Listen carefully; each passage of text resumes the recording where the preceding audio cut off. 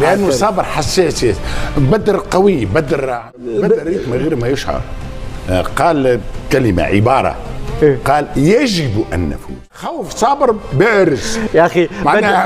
بدر تعب بدر، ولو انه للامانه انا ياسر متفائلين. خلينا يكون تفائلنا معناها حذر نسبيا، لانه حسام حسمها. قال لك يوم الاحد النهائي العربي ان شاء الله. بدر يحكي على الحلم بطبيعه الحال. صابر التاريخ الحاضر الماضي، التاريخ والحاضر، وعنده الحق الحقيقه معناها للامانه عنده الحق، ولكن بطبيعه الحال احنا ماذا بينا بين الحلم والواقع والحقيقه.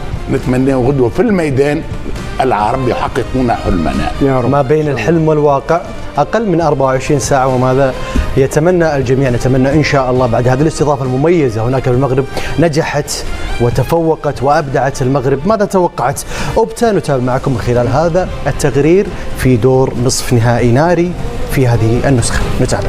أوبتا كانت واضحه من خلال الترشيحات والتوقعات.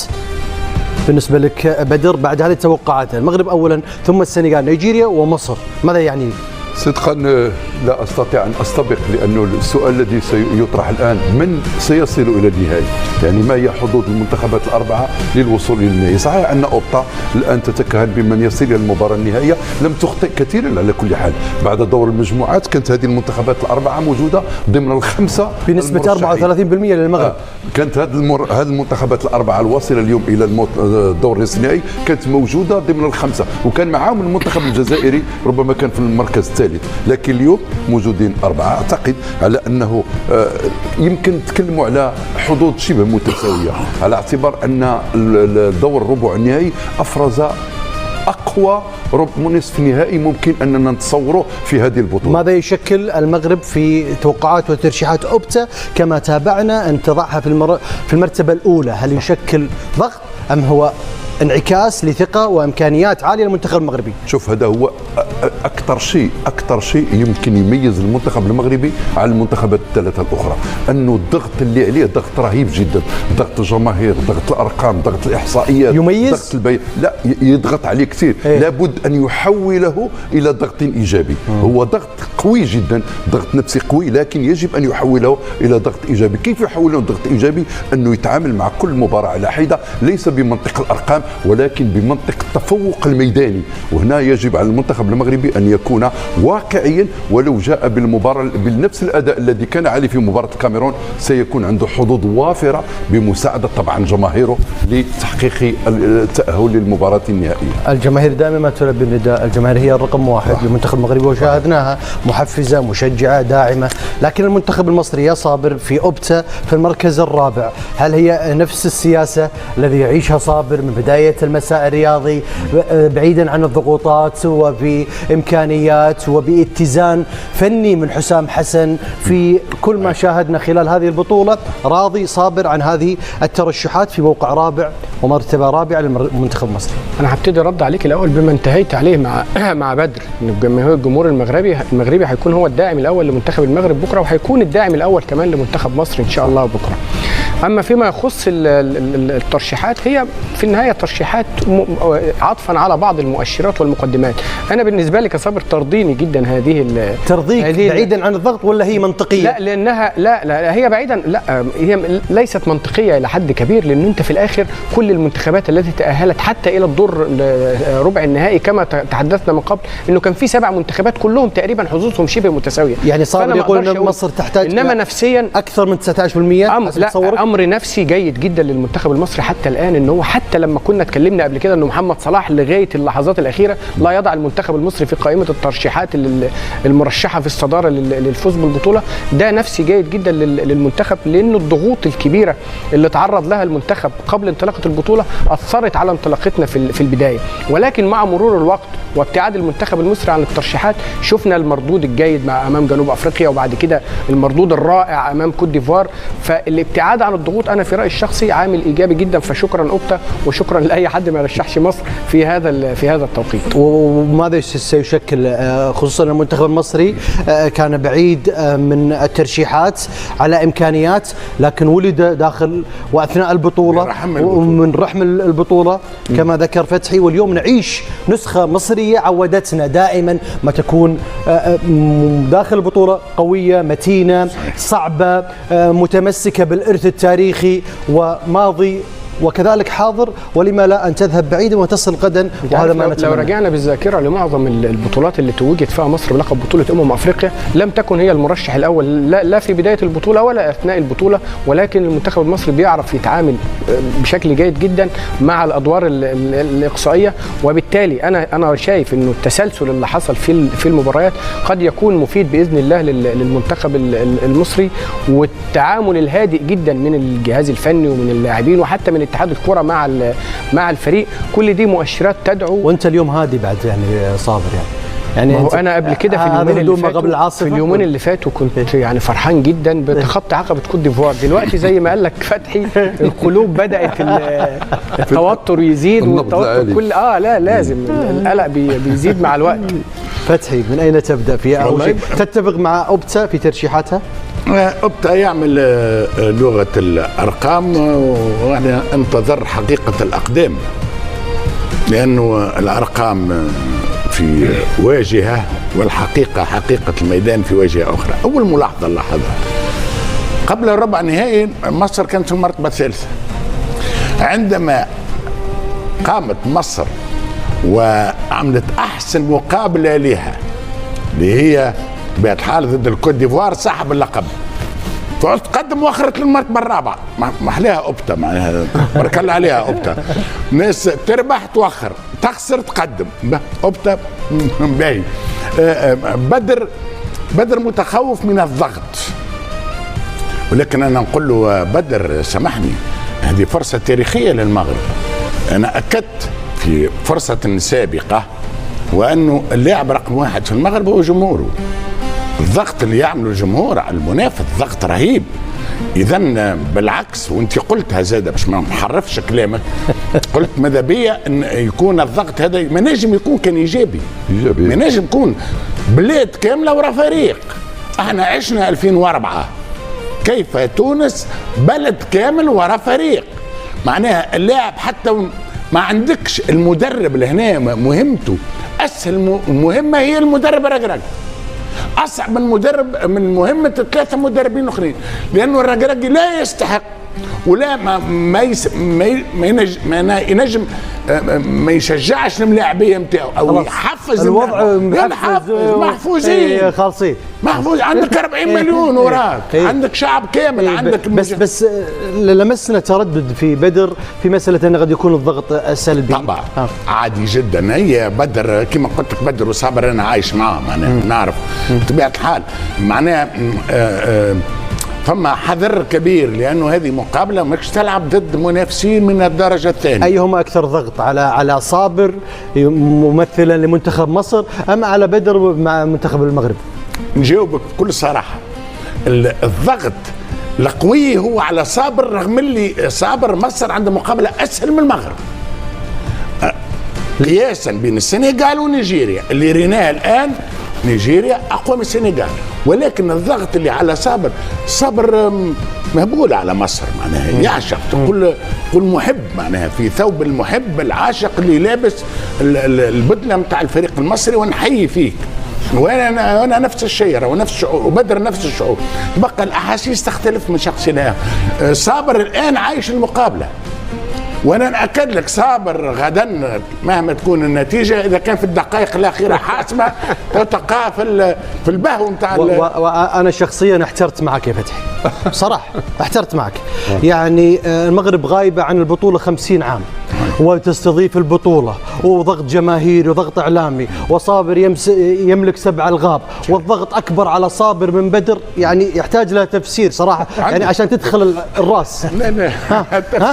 لا صح ولا لا يا صابر؟ انت تتفق معي يا صابر؟ الضغط اكثر عليك من منطقيا من بدر؟ لا المره دي لا، انا اصل انا فتحي عايش تفاصيلنا. لا بشكل عام، انا بشكل عام وجهه نظرك بشكل عام تحترم. بس في تفاصيل بدري. لا انا ما اتكلم عن صابر، اتكلم على المغرب ومصر، عن الجماهير، على الشعوب، على الاعلام، على كل شيء. كلامك منطقي جدا. تقول صابر مبدئيا عنده 7 لازم يكون مرتاح.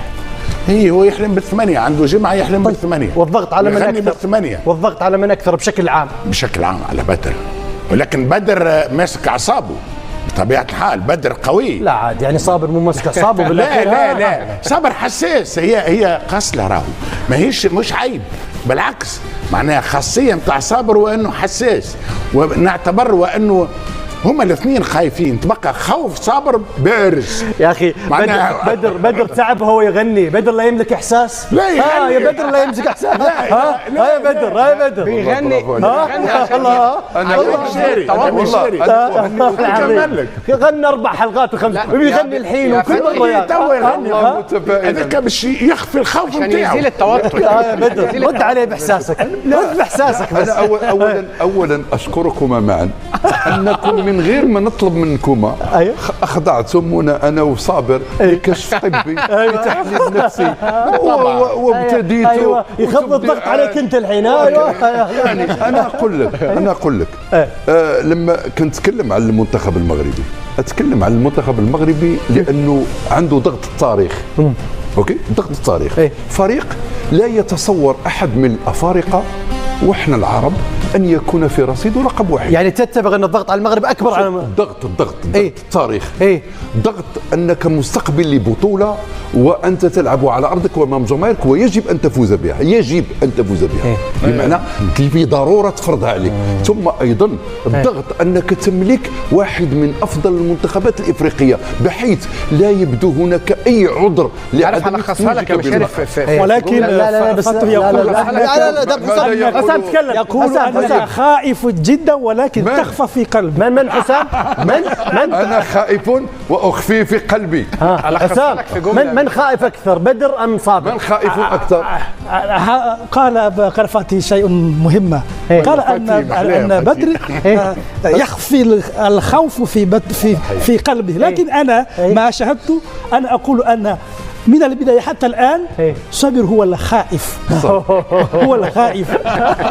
يعني الخوف، نرى الخوف في وجهه في عينيه من البداية، ولا يستطيع أن يقول مصري من المرشحين يقول بخوف من يعني. لكن للأمانة لا بس مشاري أمانة يقول لي صابر أن أكثر من يعطيني الأمل أنا بالأمل.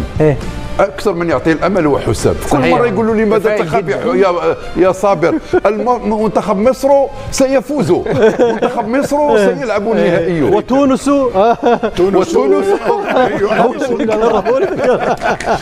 لا والله بدر من غير ما يشعر قال كلمه عباره، قال يجب ان نفوز. هاو الضغط اللي تسلط فيه على ما هي الخصها لك يجب. سالتك انت تقول الضغط عليك. لا في اصل انت سالت بدر وصابر. سالتك يا صابر وبعدين لما صار النقاش الحين تاخذ الكلام بالاخير يا صابر. الخصها لك. بص شوف هقول لك. لا جيب استرجع انفاسك. لو لا قدر الله في الاثنين، لو لا قدر الله في خساره المغرب او لا قدر الله في خساره مصر، خساره مصر هنزعل بس مش هتكون صدمه بقدر خساره المغرب. لا قدر الله طبعا في الحالتين استدرك بالفعل. لا انا كلامي بالاول قلت الضغط اكبر على المغرب. ايوه لا انت هو بيتكلم عن شخص. لا انا سؤالي عن بشكل عام. انما لا بشكل عام الضغط طبعا على المغرب ارض وجمهور، لانه طبعا في حاله عدم فوز المغرب بالبطوله هتبقى صدمه للجمهور المغربي. الجمهور المصري هيزعل طبعا.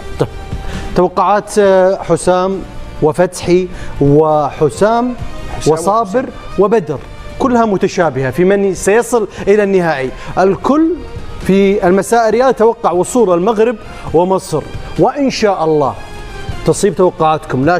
لكن إن وصل منتخبين آخرين توقعاتكم. نبدأ مع بدر في هذه التوقعات. توقعاتكم مبنية على عاطفة أم منطقية واقعية؟ منطقية جدا، وأنا سأقول لك لماذا. ويجب أن تعود بي أو نعود بذاكرة المشاهدين إلى أول حلقة طلب منا أن نرشح منتخبين للمباراة النهائية. أوكي؟ أنا في البداية قلت على أنني أرشح في مقام أول للمباراة النهائية منتخب المغرب والسنغال، وبعد ذلك قلت أنه من الممكن نيجيريا، وقلت أيضا منتخب مصر أوكي يوصلوا لنصف النهائي. اليوم بعد الذي حدث في دور المجموعات وفي دور الثمن والربع، وجدت نفسي أكثر اقتناع من أن الأقرب بالمنطق قبل العاطفة إلى المباراة النهائية المغرب ومصر، لأن ما شاهدت عليه المنتخب المصري في مباراة كوت ديفوار يعطيني أمل أنه أخيرا يستطيع فراعنة النيل أنه يروضوا أسود الترنجة. وأيضا ما شاهدته من منتخب المغرب في مباراة كوت ديفوار، يستطيع المنتخب المغربي أن يمثل لمنتخب نيجيريا الخصم الذي لم يعرف له طعما ولا مذاقا ولا قساوة أكثر من المغرب. المغرب سيكون لمنتخب نيجيريا الخصم الأقوى، وبالتالي إن شاء الله سيمر.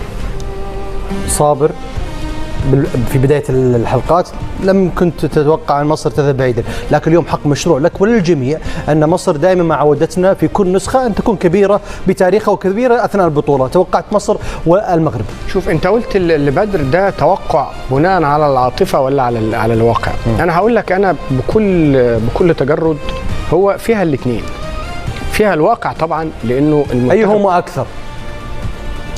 الواقع أكثر، بس فيها جزء من العاطفة. الواقع ليه بقى؟ الواقع بقول لك ليه.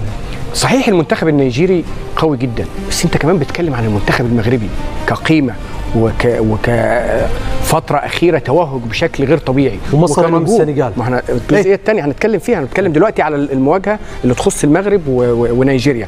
المغرب كمان كاسماء لعيبه موجودين وكجمهور داعم، يعني بيرفع من اسهم المنتخب المغربي بشكل كبير. المنتخب المصري صحيح المواجهه الاخرى الطرف الثاني صحيح ما كنتش انا في اضعه ان هو مرشح للوصول للنهائي، ولكن التطورات الاخيره رفعت من سقف طموحاتي انا كصابر او حتى للمتابعين. خلينا حتى في الامطار الاخيره لما نيجي نقارن مواجهه مصر مع كوت ديفوار ومواجهه السنغال امام مالي والتوهج الكبير للمنتخب المصري، اقول ان شاء الله استمرار المنتخب المصري في السير على نفس النهج اللي قدم بيه في مباراته امام كوت ديفوار هتكون له اليد الطولى في هذه المباراه، وبالتالي حظوظ المغرب ومصر للتاهل للنهائي منطقيا كبيره، وعاطفيا طبعا ده طيب طبيعي. انا بسال صابر وانتظر اجابه من صابر المنطقي وليس صابر العاطفي. اسالك سؤال مباشر وانتظر منك اجابه منطقيه واقعيه اكثر من صابر. في المواجهتين، مواجهه المغرب امام نيجيريا ومصر امام السنغال، النسبه المئويه في مساله التاهل لصابر منطقيا وواقعيا؟ مش الفرق مش كبير يعني ممكن اقول لك 55 45 المنو في للاثنين العرب ان شاء الله. الاثنين العرب ان شاء الله.